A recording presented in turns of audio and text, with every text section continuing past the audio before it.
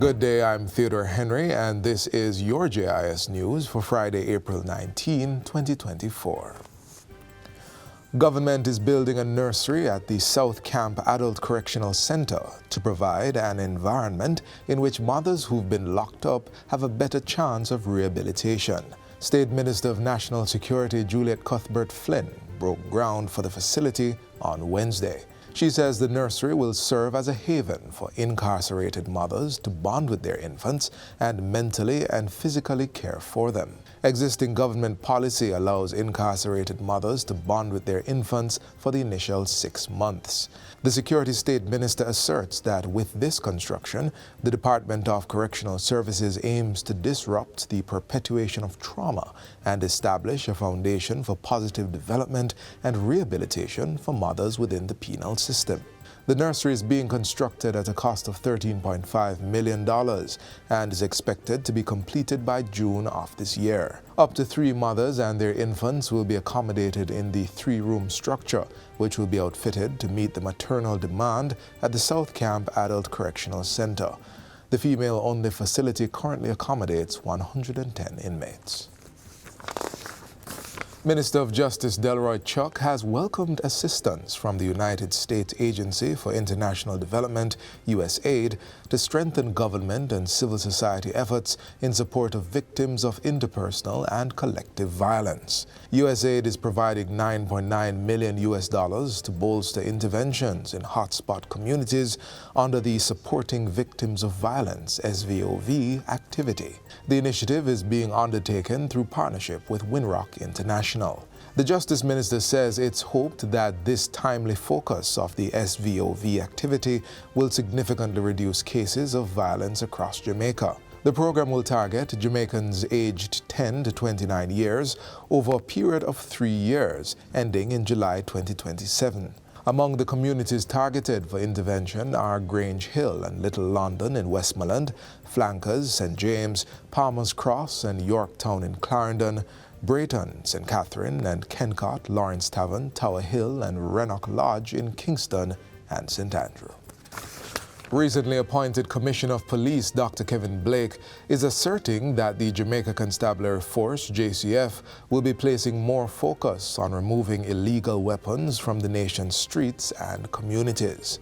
An analysis of the implement used in major crimes reveals that guns remain the predominant tools in murders, featuring in 84% of the cases this year.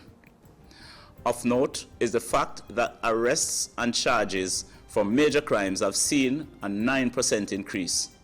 This increase in arrests and charges is a clear indicator of our commitment to holding perpetrators accountable and delivering justice for victims.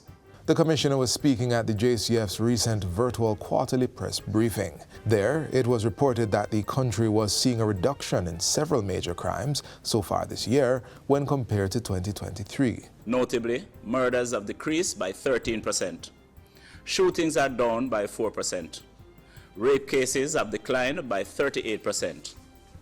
In terms of property crimes, robbery remained unchanged with 171 cases, while break-ins saw a decrease of 17%. In addition, there has been a 7% increase in weapon seizures, with pistols being the most commonly seized firearm. Ammunition seizures also rose by 41%. The police commissioner insists that citizens should not be afraid to report suspicious activities to help keep these numbers on the downward trend. Persons may call Crime Stop at 311, Police Emergency 119, the National Intelligence Bureau tip line 811, or any police officer they trust. In other news, Industry Minister Senator Auburn Hill has welcomed Indian multinational company Dr. Reddy's Laboratories, saying its presence in Jamaica marks another dimension of cooperation between both countries. Minister Hill was speaking at the pharmaceutical giant's recent launch in the insurance company of the West Indies, ICWI, corporate offices in New Kingston. Jamaica is a really outstanding, attractive investment destination, and we're very happy that Dr. Reddy's pharmaceuticals are here in Jamaica. Dr. Reddy's Laboratories combines research and development, end-to-end manufacturing processes, and innovative digital technology to deliver quality medicines to its patients in 66 countries. Areas of focus include gastroenterology, cardiovascular, diabetology, oncology, pain management, and dermatology. The Ministry of Education and Youth will be installing smart boards in teacher training institutions to introduce the practical use of technology in the teaching-learning dynamic. Portfolio Minister Favour Williams made the disclosure during a recent media launch of the Create Her Girls in ICT Hackathon 2024 at the Immaculate Conception High School in Kingston. She says the smart boards will enable new teachers to be fully conversant with technology and comfortable in the classroom. We don't want our teachers to feel afraid or for there to be a gap between them and the students that they're teaching, because we know they're going to meet students who are already steeped in technology, students that are way out there.